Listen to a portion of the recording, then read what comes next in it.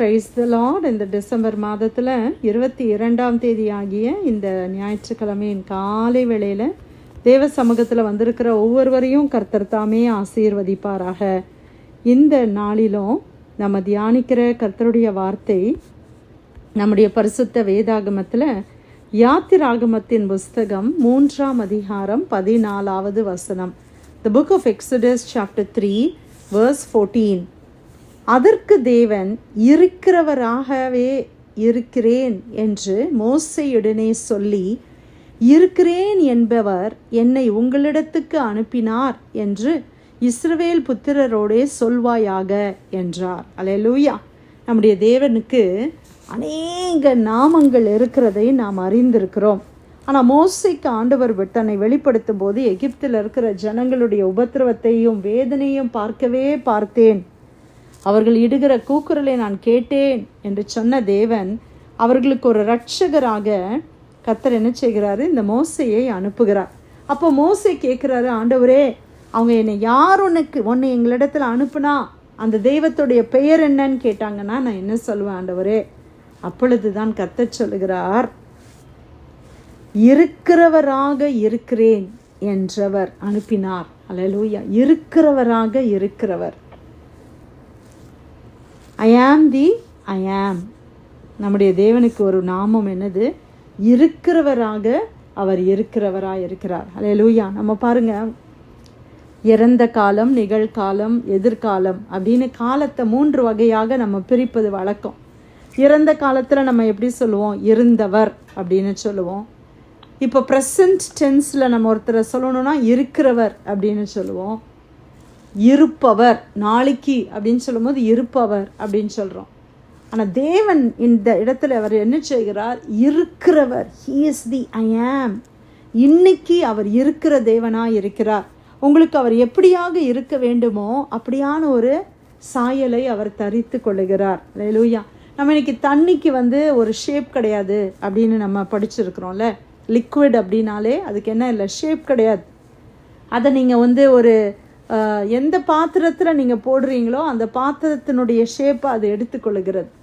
அதே மாதிரி கர்த்தர் இன்னைக்கு ஒருவேளை நம்ம சுகவீனத்தோடு இருக்கிறோம் அப்படின்னா ஆண்டவர் நம்மளை பார்த்து சொல்லுகிறாரு, நான் உனக்கு பரிகாரியாக இருக்கிறேன், நான் உன் தேவைகளை சந்திக்கிறவராக இருக்கிறேன். எனக்கு தேவை ரொம்ப அதிகமாக இருக்கு ஆண்டவரே அப்படின்னா ஆண்டவர் நம்ம தேவைகளை சந்திக்கிறவராக இருக்கிறார்.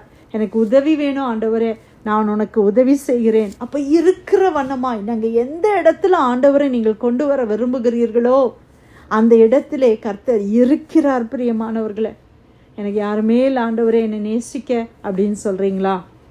நான் உன்னை நேசிக்கிறவராக இருக்கிற மகளேன்னு சொல்கிறார் ஆண்டவர்.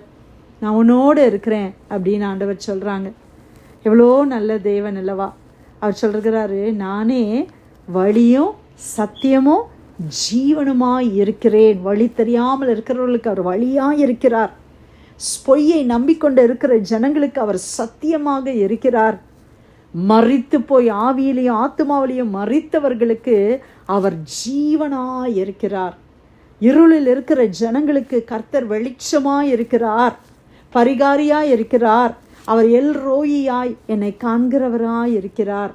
அவர் யெகோவா ஷம்மாவாக என்னோடு எப்போதும் இருக்கிறவராகவே இருக்கிறார். சமாதானத்தை கொடுக்கிற யெகோவா ஷாலோமாக ஆண்டவர் என்னோடு இருக்கிறார். இன்னைக்கு தேவன் உங்களுக்கு யாராய் இருக்கிறார்? இன்னைக்கு கர்த்தர் உங்களுக்கு யாராக இருக்க வேண்டும் என்று நினைக்கிறீங்க பிரியமானவர்களே? அந்த இருக்கிற வண்ணமாய் கர்த்தர் உங்கள் மத்தியில் அவர் கடந்து வருகிறார். அல்லேலூயா. ஒவ்வொருத்தரும் ஒவ்வொரு விதமான பாதை பயணங்களில் நம்ம போகிறோம். ஒருத்தருக்கு இப்போ ஒருத்தருக்கு சுகவீனமாக இருக்கிற ஒருத்தருக்கு நீங்கள் ஜீசஸை ஒரு ஹீலராக, ஒரு சுகமளிக்கிற ஒரு தேவனாக அவங்க பார்க்குறாங்க. இன்னொருத்தர் அவங்கள ஜீசஸை எப்படி பார்க்குறாங்க? விடுதலை கொடுக்கிற தேவனாக பார்க்குறாங்க, உதவி செய்கிற தேவனாக பார்க்குறாங்க. எல்லாருக்கும் தேவன் எல்லாமுமாய் இருக்கிறார். அதுதான் தேவனுடைய தனித்துவம், தனித்தன்மை. அதுதான் ஆண்டவருடைய ஸ்பெஷாலிட்டி இல்லையா பிரியமானவர்களே?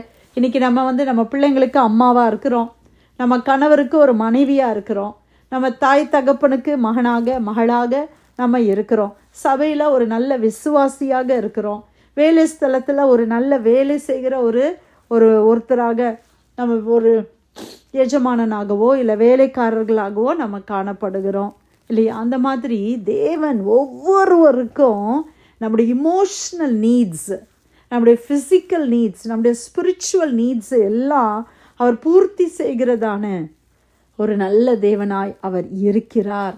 அவர் இருந்தவர் மட்டுமல்ல, அவர் இருக்க போகிறவர் மட்டுமல்ல, அவர் இன்றைக்கு இருக்கிறார். அல்லேலூயா. இன்னைக்கு இந்த மொமெண்ட், இந்த டைம், இந்த நேரத்தில் கர்த்தர் என்னோடு இருக்கிறார். அல்லேலூயா. சொல்லுவாங்க, நான் நாளைக்கு இதை செய்கிறேன், நாளைக்கு உனக்கு உதவி செய்கிறேன், நாளைக்கு உன்னை வந்து பார்க்குறேன், அடுத்த மாதம் உன்னை வந்து பார்க்குறேன், அப்படிலாம் நிறைய பேர் சொல்லுவாங்கல்ல.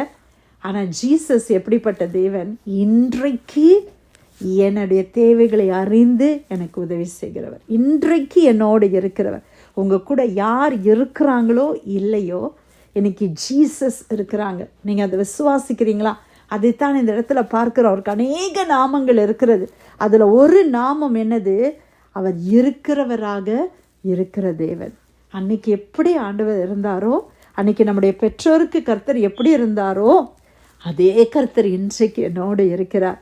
நாளைக்கு நம்ம பிள்ளைகளுக்கு, நம்முடைய தலைமுறைகளுக்கும் அவர் இருப்பார். அதுதான் நமக்கு இருக்கிற ஒரு பெரிய நிச்சயம். இயேசு கிறிஸ்து இந்த பூமியிலே கடந்து வந்ததுக்கு என்ன காரணம்? தேவன் மனிதனோடு இருக்க விரும்புகிறார். ஹல்லேலூயா.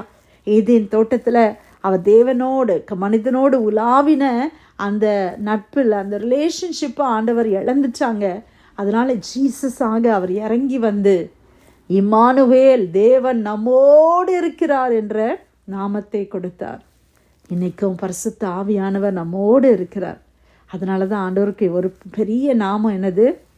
இருக்கிறவராக இருக்கிறவர். அவர் உங்களோடு கூட இருக்கிறார். பிரியமானவர்களை, உங்களை ஒருவேளை அநேகர் நம்மளை விட்டு கடந்து போகலாம். ஒவ்வொரு வாழ்க்கை பாதையிலையும் ஒவ்வொருத்தர் நம்மளை விட்டு போவாங்க இல்லையா? ஒவ்வொருத்தர் நான் ஃபிசிக்கலாக அப்படின்னு கூட சொல்லலை. பிள்ளைங்க பாருங்கள், கொஞ்ச நாள் நம்மளோட இருக்கிறாங்க, அதுக்கப்புறமா படிப்பு இல்லை திருமணமாகி இல்லை வேலை நிமித்தமாக ஒவ்வொரு இடங்களுக்கு அவர்கள் கடந்து போவார்கள். ஆனால் நம்ம கூட எப்போதும் இருக்கிறவர் யார்? தேவனாகிய கர்த்தர். அந்த கர்த்தர் தான் சொல்லுகிறாரு, நான் இருக்கிறவராகவே இருக்கிறேன். உங்களுக்கு இன்றைக்கி என்ன தேவையோடு இந்த காலை வேளையில் நீங்கள் இருக்கிறீங்க, ஒருவேளை உங்கள் பக்கத்தில் உள்ள யாருக்குமே அது தெரியாமல் இருக்கலாம். ஆனால் ஆண்டவர் சொல்கிறாரு, நான் உனக்கு அந்த தேவைகளை சந்திக்கிற தேவனாய் உன்னோட இருக்கிற மகளே, நீ பயப்படாத, நீ கவலைப்படாத, நீ கலங்காத, நான் உன் கூட இருக்கிறேன் அப்படின்னு ஆண்டவர் சொல்கிறார். நமக்கு எவ்வளோ பெரிய ஒரு பலன்! கர்த்தர் கூட இருக்கும்போது நம்ம எதற்குமே அஞ்ச வேண்டிய அவசியம் இல்லை. வானத்தையும் பூமியும் படைத்த கர்த்தர் என்னோடு கூட அவர் இருக்கிறவராகவே அவர் இருக்கிறார். ஹல்லேலூயா. அதற்காய் கர்த்தரை ஸ்தோத்திரிக்கலாமா? ஆண்டவர் கொடுத்த நல்ல வார்த்தைக்காய் ஆண்டவருக்கு நன்றி சொல்லலாமா? யாத்திராகமம் 3ஆம் அதிகாரம் 14வது வசனம். அதற்கு தேவன் இருக்கிறவராக இருக்கிறேன் என்று மோசேயுடனே சொல்லி, இருக்கிறேன் என்பவர் என்னை உங்களிடத்திற்கு அனுப்பினார் என்று இஸ்ரவேல் புத்திரரோடே சொல்வாயாக என்றார். கர்த்தர் கொடுத்த வார்த்தைக்காய் நன்றி செலுத்தி யாராவது ஒருத்தர் இந்த காலை வேளையில் நம்ம ஜெபிக்கலாமா?